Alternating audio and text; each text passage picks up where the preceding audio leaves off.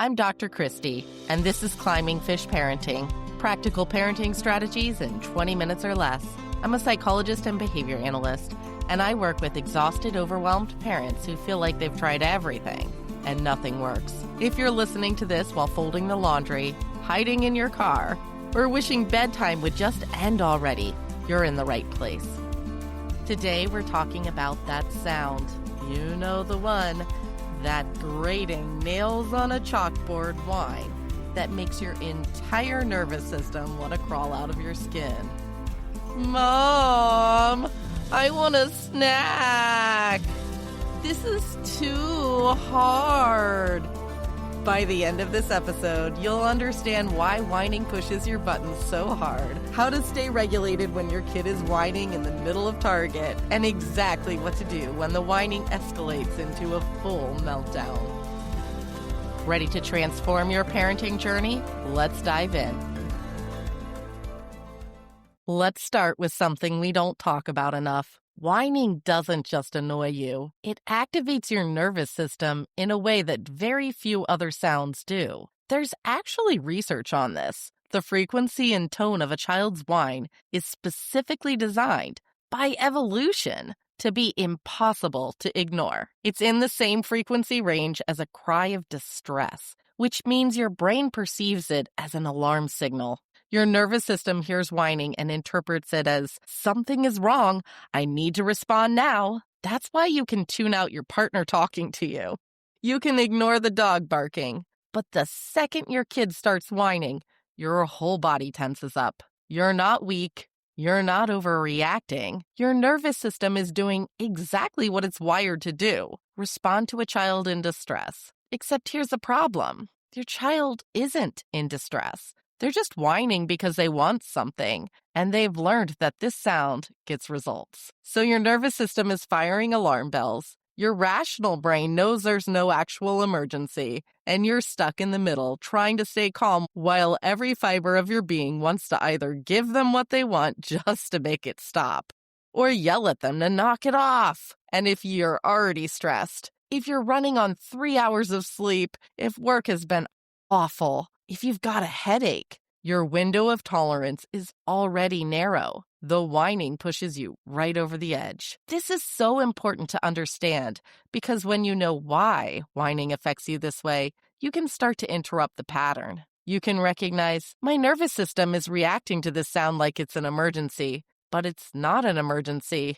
I can stay regulated even though every part of me wants to either give in or explode. That awareness, that's the first step to staying calm. Your triggers around whining and why they matter. Here's what I need you to do before we talk about managing your child's whining.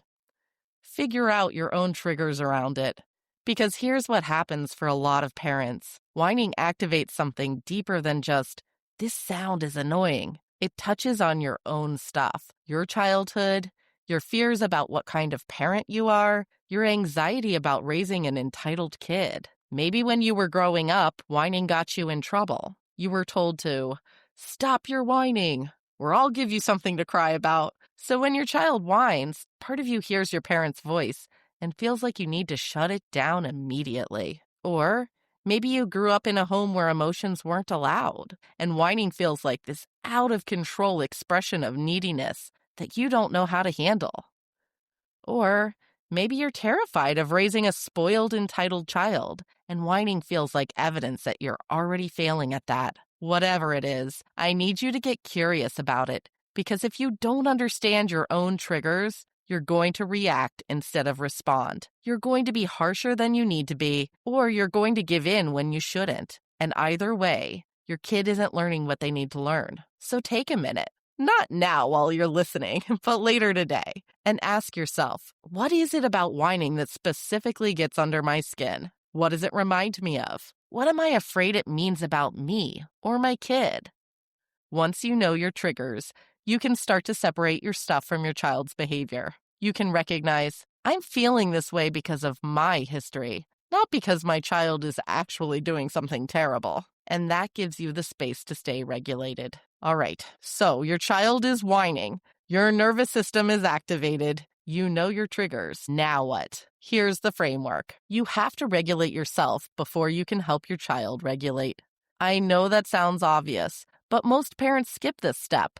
They try to manage their child's behavior while their own nervous system is in fight or flight mode. It doesn't work. You can't teach regulation when you're dysregulated. So here's what you do in the moment. First, take a breath. I'm serious. One deep breath. It signals to your nervous system that you're safe, that this isn't an actual emergency. You're not trying to make yourself feel calm. You're just interrupting the escalation. Second, drop your shoulders. Notice if you're tensing up, clenching your jaw, tightening your whole body. Intentionally soften. This is a physical cue to your nervous system that you're okay. Third, name what's happening. My child is whining. My nervous system is reacting. This is not an emergency. You're creating a little bit of space between the stimulus, the whining, and your response. And here's the most important part. You don't try to stop the whining immediately. You tolerate it for a moment. Because if you react while you're dysregulated, you're either going to give in just to make it stop, or you're going to snap at your child in a way you'll regret later. Instead, you give yourself 10 seconds to get regulated. Then you respond from a calm place. I hear your whiny voice. When you use that voice, the answer is automatically no. Now, I know some of you are thinking, but Dr. Christie, I don't have 10 seconds. My kid is whining at me right now, and I need to deal with it. And here's what I'll say to that. If you can't take 10 seconds to regulate yourself, you are going to spend the next hour dealing with the fallout of reacting poorly. So take the 10 seconds. The more you practice this, regulating yourself first, then responding to your child, the easier it gets. You're literally building new neural pathways that say, I can stay calm even when my child is dysregulated. And your child, they're watching you model regulation. That's how they learn. Let's talk about the worst case scenario. Your child is whining in public, and you can feel every single person staring at you, judging your parenting. Maybe you're in the store. Your child wants a toy. You say no. They start whining. Loud, dramatic, impossible to ignore. You can feel your face getting hot. You're thinking about all the people around you who are probably thinking you're a terrible parent. Here's what happens next for most parents. They either give in because they're embarrassed, or they get harsh with their child because they're trying to prove to the strangers around them that they're handling it. Both of those responses, they're about managing your discomfort, not teaching your child. So here's what you do instead. First, you remind yourself, I am not parenting for the audience at Target. I'm parenting for my child's long-term development. What these strangers think of me does not matter. Second, you use the exact same response you'd use at home. I hear your whiny voice. When you use that voice, the answer is no. If you'd like to ask me in your regular voice, I'm happy to listen. Then, and this is the hard part, you wait. You tolerate your own discomfort. You tolerate the stares. You tolerate the whining. Because giving in right now teaches your child that whining works, especially in public where you're more likely to cave. If they escalate into a full meltdown, you calmly say, we're going to take a break, and you can leave the store. You don't yell. You don't lecture. You just remove them from the situation and let them calm down in the car. I know that feels like the whining one because you had to leave, but here's what you're actually teaching. Even in public, the boundary doesn't change. Whining doesn't work. I'm consistent no matter where we are. The first few times you do this, it's gonna be hard. You're going to feel embarrassed. You're going to second guess yourself. But I promise you, the parents watching you who actually know anything about child development, they're thinking, good for her. She's doing the hard thing. And the ones judging you, they don't matter. All right, let's rapid fire through some of the questions I get all the time about whining. Question 1. What if my child genuinely can't tell when they're whining? This is actually really common, especially with younger kids or kids on the autism spectrum. They're not being manipulative. They genuinely don't hear the difference between their whiny voice and their regular voice. Here's what you do. When they're calm, you practice. You say, this is your whiny voice, and you demonstrate. Then you say, this is your regular voice, and you demonstrate. You have them practice both. Make it playful, not punitive. Then in the moment when they're whining, you can say, that's your whiny voice. Can you try your regular voice? And give them a chance to adjust. You're teaching the skill, not just correcting the behavior. Question 2. My child whines about everything. How do I not lose my mind? If your child is whining constantly, there are usually 2 things happening. 1, they've learned it works, at least sometimes. 2, they don't have another way to communicate frustration or disappointment. You need to do 2 things simultaneously. First, stop rewarding the whine. Period. Not sometimes, not when you're tired, not when you're in public and embarrassed. Consistency is everything. Second, teach them what to do instead. Practice asking nicely when they're calm. Reward it heavily when they do. Give them a replacement behavior. And here's the thing. If they're whining constantly, their nervous system is probably dysregulated a lot of the time. Check whether they're getting enough sleep, enough downtime, enough connection with you. Sometimes whining is a sign that their system is overwhelmed and they don't have the regulation capacity to handle normal frustrations. Question 3. What if my partner keeps giving in to the whining and undermining me? This is tough because inconsistency between parents makes everything harder. Your child learns that one parent is a hard no and one parent is a maybe if I push hard enough. You need to have a conversation with your partner when the kids aren't around. Explain what you're trying to teach and why consistency matters. If they're struggling with it, help them understand their own triggers around whining. Maybe they can't stand conflict. Maybe they feel guilty saying no. Whatever it is. And if you can't get on the same page, at least be consistent with your responses. Your child will learn that whining doesn't work with you, even if it sometimes works with the other parent. It's not ideal, but it is better than nothing. Question 4. My child's whining turns into a full meltdown. Then what? This is where you shift from teaching in the moment to just supporting regulation. When they've escalated past whining into a full meltdown, the thinking brain is offline. You're not teaching anything right now. You stay calm. You stay nearby, not hovering, just present. You might offer a co-regulation tool.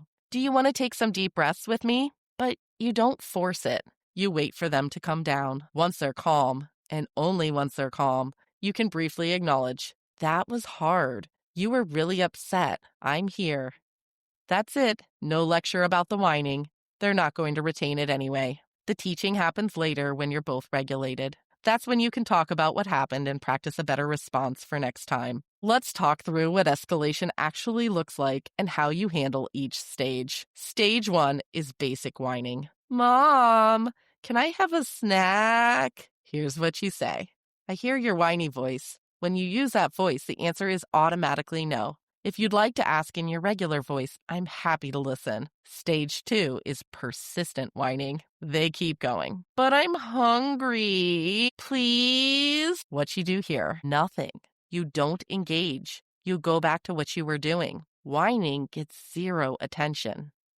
Stage 3 is louder, more dramatic whining. Now they're adding physical drama, maybe stomping, sighing heavily, throwing themselves on the couch. What you do? Still nothing. You're teaching them that escalation doesn't work. Stay calm. Stay boring. Stage 4 is full meltdown. Full crying, possibly yelling, completely dysregulated. Now you shift to support. You're really upset. I'm going to stay right here with you. You're not giving in to the original request, but you're also not leaving them alone to spiral. You're offering your regulated presence.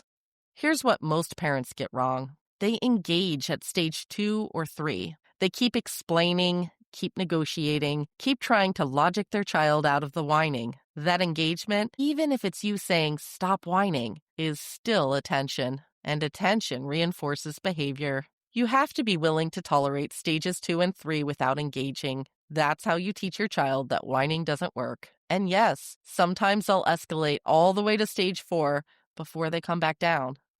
That's the extinction burst I mentioned in the newsletter. It gets worse before it gets better, but if you stay consistent, it will get better.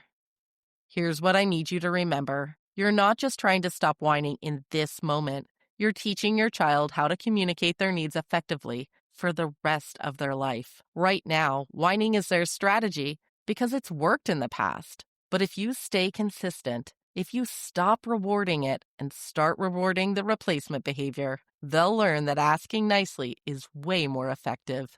That takes time. It takes repetition. It takes you staying regulated, even when they're pushing every button you have. But here's what happens when you do this work. You raise a child who can express disappointment without falling apart, who can ask for what they need clearly, who doesn't have to manipulate or escalate to get attention. That's the goal, and it's worth every hard moment in Target. All right, that's it for today. Remember, whining activates your nervous system by design, so it's not your fault that it drives you crazy. The fix? Regulate yourself first. Stay consistent with boundaries, even in public, and teach the replacement behavior instead of just trying to eliminate the whining. Stop rewarding it. Stay boring when they escalate, and shift to support only when they hit full meltdown mode. If this was helpful, hit subscribe so next week's episode shows up automatically.